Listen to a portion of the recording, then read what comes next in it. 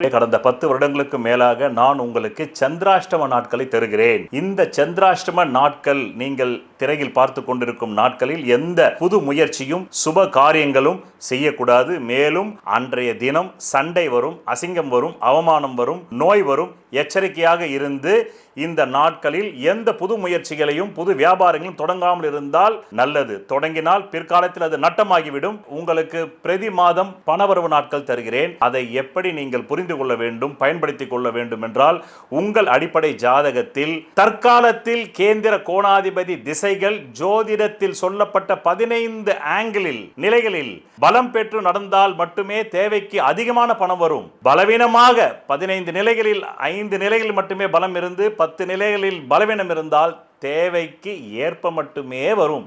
அது கூட இல்லை என்றால் தேவைக்கு மிக மிக குறைவாக வரும். இந்த திசை இல்லாமல் வேறு எந்த திசை உங்கள் ஜாதகத்தில் நடந்தாலும். நன்றி, வணக்கம்.